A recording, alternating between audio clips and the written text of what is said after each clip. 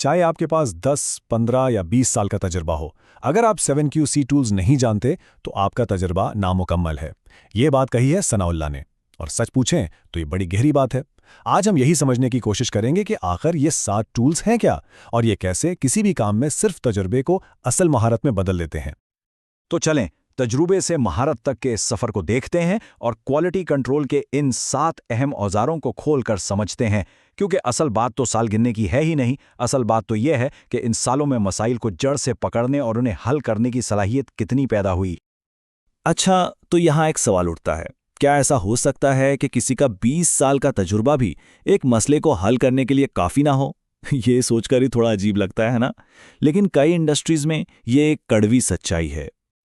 और ये सवाल हमें मिला है सनाउल्लाह से, जो खुद जुराबे बनाने की इंडस्ट्री में 25 साल का तजुर्बा रखते हैं। उन्होंने अपनी आंखों से ये चीज़ देखी है कि कैसे बड़े बड़े तजुर्बाकार लोग भी कभी-कभी एक ही मसले के आगे बिल्कुल बेबस नजर आते हैं। अब जरा इस फर्क को समझें। एक तरफ है सिर्फ मसला बताना, जैसे सर होल आ गया या लोगो मिस हो गया, ठीक है बता दिया। लेकिन दूसरी तरफ है असल महारत, यानी इस मसले का तज्जिया कैसे करें, इसकी जड़ तक कैसे पहुंचें और सबसे अहम उसे दोबारा होने से कैसे रोकें। बस यही वो फर्क है जो एक आम काम करने वाले और एक हकीकी प्रॉब्लम सॉल्वर में होता है। तो फिर सवाल वही है कि सिर्फ मसला बताने से आगे बढ़कर इसे हल करने की मंजिल तक कैसे पहुंचा जाए। जवाब है 7QC टूल्स। यही वो बुनियाद हैं जिन पर प्रॉब्लम सॉल्विंग की पूरी इमारत खड़ी होती है। पहला टूल है चेकशीट।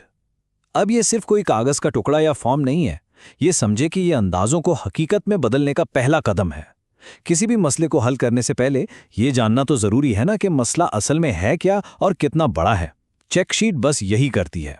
ये हमें एक मुनज़्ज़म तरीके से डेटा इकट्ठा करने में मदद देती है ताकि हर चीज़ साफ नजर आए। मिसाल के तौर पर जुराबों की फैक्ट्री में इसे रोज़ाना के डिफेक्ट्स रिकॉर्ड करने के लिए इस्तेमाल किया जाता है। कितनी जुराबों में सुराख थे, कितनों का लोगो ठीक नहीं था या धागा कहाँ टूटा, ये सब कुछ ट्रैक किया जाता है। इससे फौरन पता चल जाता है कि कौन सा मसला सबसे ज़्यादा पेश आ रहा है। अच्छा, तो चेकशीट से सारा डेटा आ गया। अब अगला सवाल ये है कि भाई इतने सारे मसलों में से पहले किसको पकड़ें?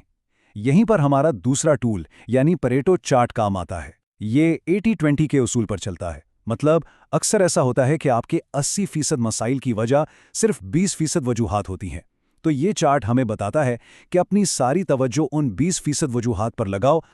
तो पैरेटो चार्ट सीधा उस डिफेक्ट की निशानदेही करता है जिससे सबसे ज्यादा नुकसान हो रहा है। इस तरह टीमें अपनी सारी मेहनत और वसाइल इधर उधर लगाने के बजाय सिर्फ उन चंद बड़े मसलों पर फोकस करती हैं जिनको हल करने से सबसे ज्यादा फायदा होगा।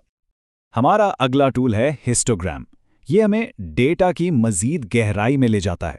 ये दिखाता है कि हमारा प्रोसेस कितना स्टेबल यानी मुस्तहकम है। क्या सारी चीजें एक जैसी बन रही हैं या इनमें बहुत ज्यादा फर्क है। आप इसे अपने प्रोसेस का एक किस्म का एक्सरे समझ सकते हैं।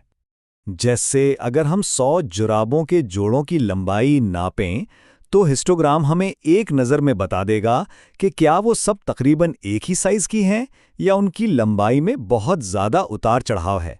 इससे हमें अपनी मशीन या प्रोसेस के काबिल एतबार होने का अंदाज़ा हो जाता है। ठीक है, तो अब तक हमें पता चल गया कि मसला क्या है, ये भी पता चल गया कि कौन सा मसला सबसे बड़ा है, और ये भी देख लिया कि प्रोसेस में वेरिएशन कितनी है। अब वक्त है ये जानने का कि आखिर ये मसला हो क्यों रहा है, इसकी वजह क्या है। इसके लिए हम इस्तेमाल करते हैं कॉज एंड इफेक्ट डायग्राम, जिसे फिशबोन या मछली के कांटे वाला डायग्राम भी कहते हैं। इसका तरीकाकार बहुत मुनज़्ज़म है। ये मसले की मुमकिना वजूहात को 6 कैटेगरीज में तकसीम करता है, जिन्हें 6 M's कहते हैं। मैन यानी इंसान, मशीन, मटीरियल यानी मवाद, मेथड यानी तरीका, मेजरमेंट यानी पैमाइश और मदर नेचर यानी माहौल। इस फ्रेमवर्क से ये यकीनी हो जाता है कि जब आप मसले की जड़ तलाश कर रहे हों तो कोई भी पहलू नज़र से ओझल ना हो। चलें, हमने वजह भी ढूंढ ली। अब हमें यह भी तो देखना है कि हमारा प्रोसेस वक्त के साथ साथ ठीक चल रहा है या नहीं। यहीं पर कंट्रोल चार्ट काम आता है। ये बिल्कुल एक मॉनिटर की तरह है जो वक्त के साथ साथ आपके प्रोसेस की सेहत पर नज़र रखता है कि सब कुछ कंट्रोल में है या नहीं। मिसाल के तौर पर फैक्ट्री में हर घंटे स्टिच की लंबाई नापी जाती है और उसे इस चार्ट पर डाला जाता है। चार्ट को देखते ही पता चल जाता है कि मशीन एक जैसा काम कर रही है या उसकी परफॉर्मेंस में कोई गड़बड़ आ रही है। अच्छा, कभी कभी मसला बड़ा सीधा नहीं होता। इसकी वजह दो चीज़ों के आपस के ताल्लुक में छुपी होती है। इसी ताल्लुक को ढूंढने के लिए हम स्कैटर डायग्राम का इस्तेमाल करते हैं। ये हमें ये जानने में मदद देता है कि क्या एक चीज़ के बदलने से दूसरी चीज़ पर कोई असर पड़ रहा है या नहीं। जैसे जुराबों की मिसाल में हम धागे की क्वालिटी और उसके टूटने की शरह को एक साथ ग्राफ पर डाल सकते हैं। अगर डायग्राम से जाहिर हो कि जैसे ही धागे का काउंट बदलता है उसके टूटने की शरह भी बढ़ जाती है, तो बस हमें मसले की एक मुमकिना वजह मिल गई। और आखिर में इन तमाम टूल्स को सही तरीके से इस्तेमाल करने के लिए सबसे पहले पूरे प्रोसेस को समझना जरूरी है। हमारा 7वां और आखिरी टूल फ्लो चार्ट बस यही काम करता है। ये शुरू से आखिर तक हमारे काम का एक पूरा नक्शा बना देता है, ताकि हम देख सकें कि कौन सा काम कहां और कैसे हो रहा है। जैसे यहाँ जुराबे बनाने का पूरा प्रोसेस दिखाया गया है, निटिंग से शुरू होकर इंस्पेक्शन, लिंकिंग और फिर पैकिंग तक। जब ये पूरा नक्शा सबके सामने होता है तो ये समझना बहुत आसान हो जाता है कि कहाँ गलती का इम्कान है और कहाँ बेहतरी लाई जा सकती है। तो इन सारे टूल्स को एक साथ मिलाकर देखें तो हम क्वालिटी के असल मतलब तक पहुंचते हैं, और ये मतलब सिर्फ मसला पकड़ने या बताने से कहीं आगे का है। असल बात यह है कि ये टूल्स काम करने वालों को सिर्फ प्रॉब्लम रिपोर्टर से प्रॉब्लम सॉल्वर बना देते हैं। ये एक बहुत बड़ी, एक बुनियादी तब्दीली है जो ना सिर्फ एक फर्द को बल्कि पूरी ऑर्गेनाइजेशन को मजबूत बनाती है। और जब ये सोच और ये तरीकाकार अपना लिया जाता है तो उसके नताइज भी बड़े ज़बरदस्त होते हैं। कंपनी इंटरनेशनल स्टैंडर्ड्स को मीट करती हैं, प्रोडक्ट की रिजेक्शन और वेस्टेज कम होती है, और सबसे बढ़कर कस्टमर का इत्मीनान और इत्मीनान बढ़ता है। और आखिरकार यही तो किसी भी बिजनेस की कामयाबी की कुंज है।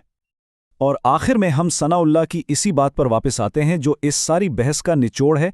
क्वालिटी का मतलब है मसलों को हल करना, प्रोसेस को कंट्रोल करना और डिफेक्ट्स को पैदा होने से रोकना। ये सिर्फ मसला आने पर एक्शन लेने का नाम नहीं है, बल्कि ये एक ऐसा सिस्टम बनाने का नाम है जहां मसला आए ही कम। यही वो सोच है जो सिर्फ सालों के तजुर्बे को हकीकी महारत में बदलती है।